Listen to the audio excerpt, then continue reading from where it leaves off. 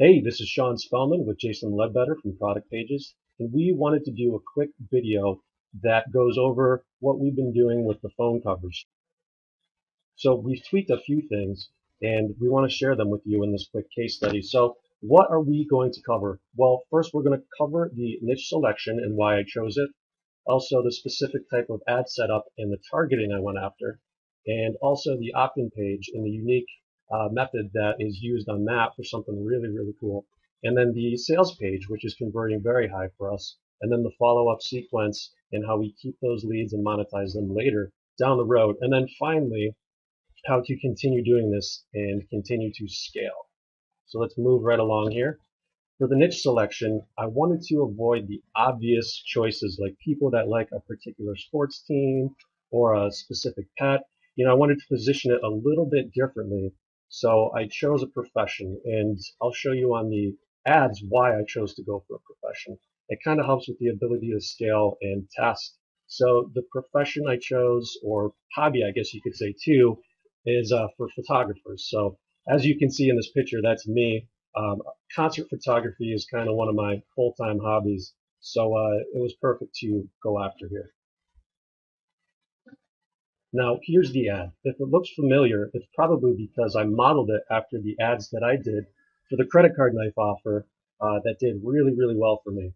And I'm implementing a few of those tactics from the credit card knife offer into what we're doing here with the camera cases. So I made the ad very basic, like and share, step 2, go here, with the red border and, a big image of the camera case. So very, very simple stuff here.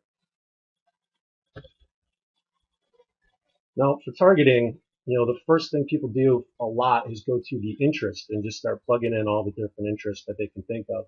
I tried to make it a little more specific with going after magazines and blogs and associations and, job titles in there like freelance photographer, wedding photographer. There's the International League of Conservation Photographers. So it's pretty niche down and it's not too broad for the interest. So as you can see, I started off with targeting people 21 and older, males and females, and eventually refined that back to 35 and older that had a Samsung Galaxy S3, and this was on the newsfeed for desktop and mobile. And this campaign only ran about 4 to 5 days tops because it was the very first one that I tried after watching and implementing. So I just happened to hit it pretty nice and started to scale after that. But first, the other type of targeting is job titles. And a lot of people will just, put in the normal ones like photographer, photography. They don't dig deep enough to really get all of the results. So I went through, and as you can see here, there's a lot of different titles that people use for their photography business. Now, it takes time to go through and add all these titles, but it's well worth it because we're going to be using this work later on.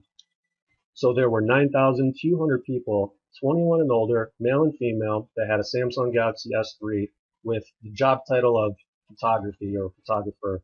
There were so many titles that it actually cut off. There's a lot more in there. But it's worth it to put the work in the beginning. Now, the third one is field of study, and this one is often missed a lot of the time. Sometimes people don't dig deep enough, or they type in one or two searches for degrees or different fields of study, and they don't get many results. But if you just keep plugging away and digging deep, you'll get plenty of results. So this is 9,400 people, not a massive audience, but again, we're taking this and scaling it to all the other different kinds of phones. So if you type in master's photography, major photography, MA photography, I mean, just look at some of the terms that people use for their field of study. So this one is also another one that I really dig deep in and can get some results.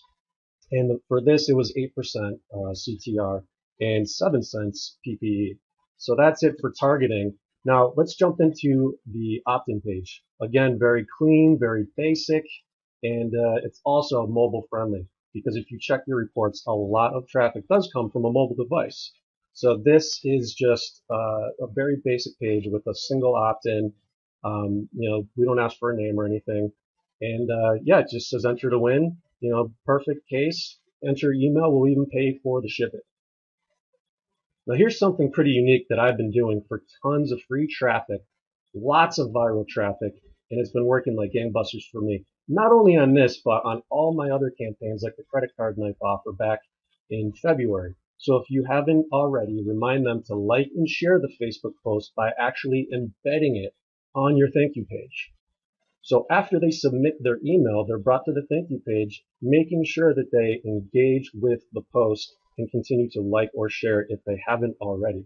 So as you can see, I've gotten a lot of viral traffic from this. I mean, for this particular campaign, as you can see in the bottom left-hand corner, I actually got more free viral traffic organically than I actually paid for.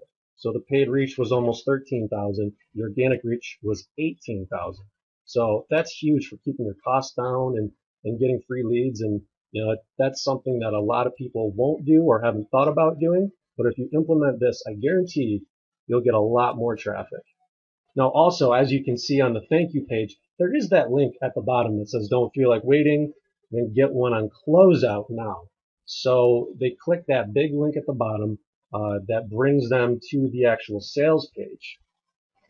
Now, as you can probably guess, the sales page was made with product pages.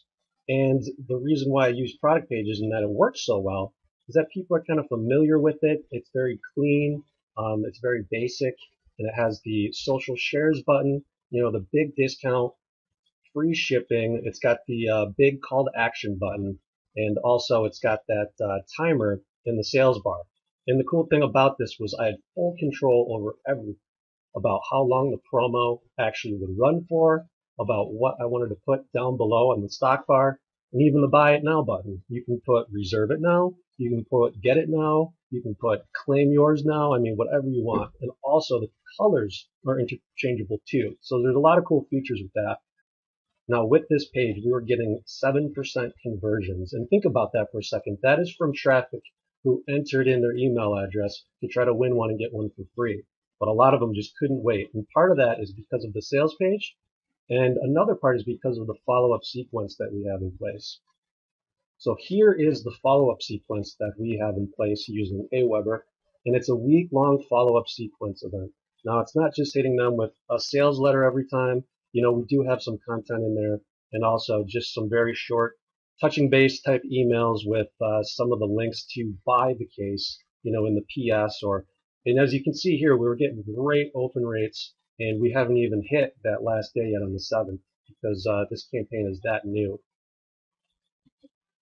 So here's the fun part, scaling. Once you dial in this audience and you see that you're getting great engagement and cheap clicks and a lot of opt-ins and sales, you can go ahead and scale it with Samsung Note 3 or the S4 or the iPhone. I mean, you name it, there's a category for it on the behaviors section of the ads manager.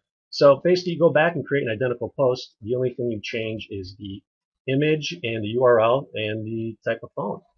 And then you can go and create that similar ad. And the only thing you have to do is change the behavior. Now, a feature that I actually like about Aweber is that they have the follow-ups imported. So what that means is I can take the exact same follow-up sequence by the day and everything and import that over into my new campaign for the S4 or for the iPhone. So those follow-ups are ready to go, and the only thing I change is the URL and the phone type. So it's a pretty cool feature. I thought I'd point that out. Saves me a lot of time. But if you don't have this feature, a simple copy and paste will work too. So with product pages, another huge feature is the fact that I just copy the page, go in, change out the product image, change out the date and the type of phone, and I'm ready to go. I don't have to go through and enter everything again and go through and change the colors. Whatever I clone will be exactly the same, and it's easy to just go in and customize. And that's all done in a matter of minutes. So some final notes. This does work in other niches. I just kind of wanted to show you the profession niche because there was those 3 field types that you could search for. And yes, it does even work in sports niches. As you can see on the right-hand side, that is for a sports team. And I was getting 15-cent opt-ins doing that campaign. Now, again, these were all just test campaigns that ran about 4 to 5 days, but we got some great results. And this is just a solid way to get leads on your list before anything else, and then be able to follow up with things that you can sell in product pages or any other platform. This just started last week, so it's fresh. I don't think there's as much banner blindness when it comes to these types of campaigns. So, the possibilities are endless with the niches, with the giveaways, and how you go about doing that. And one more time, I want to reiterate how key it is to have that follow up. That was huge for me with the credit card knife offer, and it's proven to be pretty huge for all these types of campaigns as well. When I was putting this together in Google Drive, I actually got a sale notification, so I just grabbed it and threw it in here. I mean, the sales are still rolling in, even though the paid traffic is long gone. And plus, you have the list to continue that relationship. So hopefully, this is helpful for you, and it sparks some ideas and where you can go. And it's basically taking that T-shirt model and the scarcity and the basic sales pages and applying that to anything else, whether it's cell phone covers or other products that you can find. I mean, the sky is really the limit. And obviously with product pages, we do have the t-shirt fulfillment too, but it's not necessary to do this kind of thing. So whether you pick up the product or not, you can still implement a lot of these tactics in here that I showed you and that were taught last week. So if you have any other questions, feel free to shoot us an email or comment in one of the Facebook groups. And yeah, we'd be happy to help out and answer any questions you have. So thanks a lot.